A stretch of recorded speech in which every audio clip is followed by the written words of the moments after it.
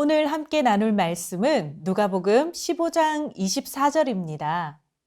이 내 아들은 죽었다가 다시 살아났으며 내가 잃었다가 다시 얻었노라 하니 그들이 즐거워하더라. 제프리 다머라는 미국의 연쇄 살인범이 있습니다. 1978년부터 1991년까지 17명을 살해했다고 합니다.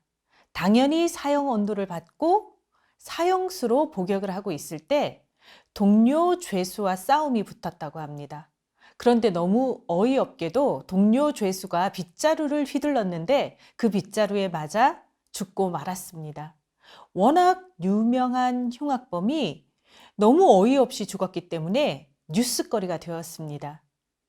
뉴스를 본 대다수의 사람들이 너무 빨리 죽었다. 그리고 너무 편안하게 죽었다. 좀 더 고생했어야 했는데 이렇게 말했다고 합니다. 여기서 끝이 아닙니다. 더 기가 막힌 사실이 밝혀졌는데 제프리 다머가 감옥에서 예수님을 믿고 세례를 받았다는 것입니다. 그리고 세례를 받은 후로 날마다 성경과 신앙서적을 읽었다는 사실이 뉴스를 통해서 전해졌습니다. 제프리 다머에게 복음을 전하고 개종시킨 목사님이 텔레비전 인터뷰에서 진심으로 회개하고 하나님의 자녀가 되었다고 증언까지 해주었습니다. 이 뉴스가 나가자 믿지 않는 사람들은 말할 것도 없고 예수님을 믿는 사람들까지도 충격을 받았습니다. 대부분의 사람들은 어떻게 저런 흉악범이 구원을 받을 수 있단 말이야? 이런 반응이었습니다. 여러분의 생각은 어떻습니까? 죽어서 지옥에 가야 마땅한 죄를 지었다고 생각되는 사람이 예수님을 믿고 구원을 받았다는 사실이 많은 사람의 마음을 불쾌하게 만들고 불편하게 만들었습니다. 솔직히 기분 나쁜 정도가 아니라 화가 납니다. 누구에게요? 바로 하나님에게요. 이것이 바로 큰아들이 보인 반응이고 우리 대부분의 반응입니다. 이 큰아들이 지금 우리 예수님 바로 앞에 앉아서 탕자의 비유를 듣고 있었습니다. 누가복음 15장 1절에서 2절 말씀을 보겠습니다. 모든 세리와 죄인들이 말씀을 들으러 가까이 나아오니 바리새인과 서기관들이 수군거려 이르되 이 사람이 죄인을 영접하고 음식을 같이 먹는다 하더라. 예수님의 말씀을 듣기 위해 나온 사람들은 두 부류였습니다. 첫 번째 부류는 세리와 죄인들, 그리고 두 번째 부류는 바리새인과 서기관들입니다. 당시 유대인들이 멸시하고 천대하는 세 부류의 사람들이 있었는데 바로 세리, 창녀, 죄인이었습니다. 유대인들에게 있어서 이 사람들은 구원받지 못할 사람으로 이미 낙인이 찍힌 존재들이었기 때문에 아무도 가까이 하려 하지 않았습니다. 그런데 예수님은 이 사람들에게까지도 천국 복음을 즐겁게 전하고 가까이 나오는 그들을 기쁘게 영접하셨으며 심지어 함께 식사를 하기도 하셨습니다. 이것을 본 바리새인들과 서기관들은 너무나 불쾌했습니다. 도무지 예수님의 행동을 이해하지 못하는 바리새인과 서기관들에게 예수님은 하나님의 진짜 마음을 알려주기 원하셨습니다. 그래서 누가복음 15장을 통해서 잃은 양의 비유, 잃은 드라크마의 비유, 탕자의 비유까지 세 가지의 비유를 말씀해 주신 것입니다. 이 모든 비유에 담긴 하나님의 기쁨이 15장 24절에 담겨 있는 것입니다. 이 내 아들은 죽었다가 다시 살아났으며 내가 잃었다가 다시 얻었노라 하니 그들이 즐거워하더라. 이것이 하나님의 결론입니다. 우리가 탕자라고 생각될 때는 충분히 감사하고 구원받은 사실에 감격하고 또 오래 참으시고 기다려주신 하나님의 사랑에 놀라워합니다. 하지만 우리의 눈이 우리 자신보다 더 악하다고 생각되는 사람들을 향할 때는 탕자를 품으시는 하나님을 이해할 수 없습니다. 바리새인들처럼 차가운 눈으로 율법의 잣대를 그들에게 들이대고 있는 것입니다. 하나님의 기뻐하시는 모습을 보면 마음이 더 불편한 것입니다. 이것이 우리의 모습입니다. 큰아들은 그래서 작은 아들의 죄를 아버지 앞에서 조목조목 따지며 말합니다. 누가복음 15장 30절입니다. 아버지의 살림을 창녀들과 함께 삼켜버린 이 아들이 돌아오매 이를 위하여 살찐 송아지를 잡으셨나이다. 둘째 아들이 아버지가 죽기 전에 유산을 달라고 했던 것은 그 당시 유대인들의 관습에 따르면 엄청난 불효자입니다. 감히 아직도 살아계시는 아버지한테 유산을 내놓으라고 하는 것은 아버지들어 빨리 죽으세요 하는 말과 똑같은 소리라는 것입니다. 고대 근동의 문화에서는 이런 말을 하는 아들을 폐륜아라고 보고 집에서 쫓아내는 것도 당연하고 심지어 죽여도 될 만큼 심각한 불효라고 여겼다고 합니다.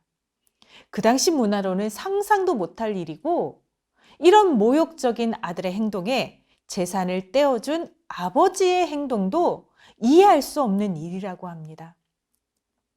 그러니까 형의 입장에서는 이미 아버지에게 유산에 대한 말을 꺼낼 때부터 인간으로서는 참 할 수 없는 폐륜적인 죄를 지은 동생이 돌아온 것입니다.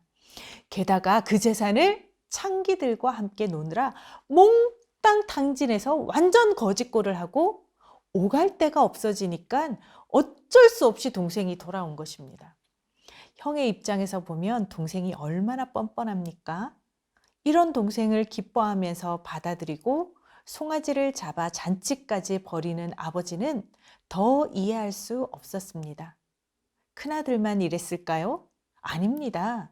온 동네에 소문이 쫙 퍼져서 주위의 모든 사람들이 둘째 아들을 손가락질하며 비난했을 것입니다. 그래서 아버지는 둘째 아들이 돌아왔을 때 급하게 옷을 입히고 신을 신기고 인장반지를 끼웠습니다. 송아지를 잡고 온 동네 사람들을 불러 모으고 잔치를 벌였습니다. 아버지는 둘째 아들의 죄를 완전하게 깨끗하게 용서한 모습을 온 동네 사람들에게 보여주었습니다. 아들로서의 신분이 완전히 회복되었음을 선언해 주었습니다. 동네 사람들도 더 이상 둘째 아들을 손가락질할 수가 없습니다. 아버지의 사랑이 이미 그를 용서하고 얼마나 기뻐하는 아들인지 아버지가 보여주었기 때문입니다. 이 일을 위해서 예수님께서 이 땅에 친히 큰 아들의 모습으로 오셨습니다. 그리고 기꺼이 둘째 아들을 위해서 십자가에서 자신의 목숨을 내어주며 둘째 아들의 신분을 죄인에서 하나님의 아들로 회복시켜 주셨습니다. 하나님의 자녀된 우리가 어떻게 둘째 아들을 바라보고 대해야 하는지 예수님은 직접 이 땅에 오신 큰아들이 되어 우리에게 알려주시는 것입니다. 아무도 둘째 아들을 이제는 비난할 수 없습니다. 예수 그리스도의 피로 이미 깨끗하게 용서받았기 때문입니다. 모든 죄인을 사랑하셔서 하나뿐인 아들 독생자를 이 땅에 보내시기까지 구원하기 원하시는 그 하나님의 마음을 이해하지 못하는 그 큰 아들의 모습이 바로 우리의 모습이 아닐까 싶습니다. 그런데 예수님은 큰아들을 책망하십니까? 아닙니다. 하나님을 믿지만 아직도 복음 안에서 자유하지 못하고 있는 큰 아들조차도 돌아와서 하나님의 기쁨 가운데 거하기를 원하시는 하나님의 마음이 누가복음 15장에 담겨 있는 것입니다. 엄밀히 말하면 큰아들도 몸은 집에 있지만 아버지의 마음을 떠나 있는 또 다른 탕자입니다. 아버지의 집에서 아버지와 함께 살고 있지만 아버지의 마음을 이해하며 아버지와 깊은 관계 가운데 살아가고 있는 것이 아니라 율법적이고 도덕적으로 자신의 행위를 통해 아버지의 사랑을 받고자 하고 있는 것입니다. 우리가 이인호 목사님을 통해서 늘 배우고 있는 복음은 우리의 도덕 수준이 높아서 구원을 받는 것이 아니라 아버지와 아들이라는 신분 회복을 통해서 우리가 구원받았다는 것입니다. 그래서 우리는 받은 구원을 자랑할 수 없는 것입니다. 하지만 누가복음 15장의 큰아들은 아버지에게 아들로서의 신분으로 살아가지 못했습니다. 29절을 보면 이렇게 말씀합니다. 아버지께 대답하여 이르되 내가 여러 해 아버지를 섬겨 명을 어김이 없거늘 내게는 염소 새끼라도 주어 나와 내 벗으로 즐기게 하신 일이 없더니. 이때 아버지를 섬겨 할 때 쓰인 단어는 헬라어로 듀류오라고 하는데 노예처럼 섬기다라는 의미가 포함되어 있습니다. 다른 번역본 성경에는 아예 아버지를 노예처럼 섬겨라고 번역되어 있는 성경도 있습니다. 율법과 도덕의 노예가 되어 복음의 자유를 누리지 못하고 살아가고 있는 그리스도인들이 바로 집 안에서 잃어버린 탕자들인 것입니다.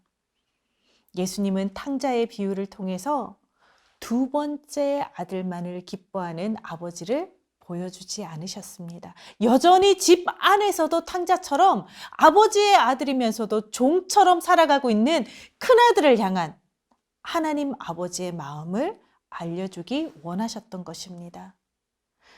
사랑하는 성도 여러분, 지금 이 자리에 있는 우리는 작은 아들일 수도 있고 큰 아들일 수도 있습니다. 큰 아들의 입장에서 작은 아들을 비판하지 말고 작은 아들의 입장에서 큰 아들을 원망하지 말았으면 좋겠습니다. 큰 아들이든 작은 아들이든 하나님의 마음은 너무나 사랑하는 똑같은 하나님의 아들입니다. 아들의 신분으로 크신 하나님의 부요함과 끊을 수 없는 하나님의 사랑을 누리며 복음의 기쁨 가운데 살아가시는 여러분들 되시기를 바랍니다. 그리고 큰아들이든 작은 아들이든 모두가 구원받을 수 없었던 죄인들입니다. 하나님께서는 덜 악한 자와 더 악한 자를 구별하거나 차별하지 않으시고 누구에게나 동일하게 구원의 기회를 베푸시는 분입니다. 죄인으로 살았던 예전의 모습이 비난의 화살이 되어 교회 안에 머물지 못하고 떠나는 작은 아들들이 없도록 하나님의 은혜와 사랑으로 품어줄 수 있는 큰아들이 되시길 바랍니다. 친히 큰아들의 본을 보여주신 우리 예수님의 십자가의 사랑으로 복음을 나누고 전하는 우리가 되었으면 좋겠습니다. 이번 행복축제를 통해서 돌아온 둘째 아들과 함께 하나님의 크신 기쁨에 함께 동참하여 참된 복음의 기쁨을 누리고 깨닫는 저와 여러분이 되기를 축복합니다. 함께 자녀를 위한 축복 기도문을 읽으며 기도하겠습니다. 사랑하는 하나님 아버지, 우리 가정이 복음 안에서 자유하고 기뻐하게 하옵소서. 우리 자녀가 어릴 때부터 하나님과 인격적으로 만나게 하시고 하나님의 자녀의 신분으로 살아 복음의 기쁨 가운데 살아가게 하옵소서. 우리 자녀가 누구에게도 구별과 차별이 없이 구원을 베푸시는 하나님의 마음을 이해하게 하시고 하나님의 마음으로 복음을 전하게 하소서. 우리 자녀가 오래 참으시는 하나님의 인내와 모든 죄를 용서하시는 하나님의 사랑과 넘치는 하나님의 기쁨에 함께 동참하는 참된 자녀가 되게 하옵소서. 예수 그리스도의 이름으로 기도합니다. 아멘.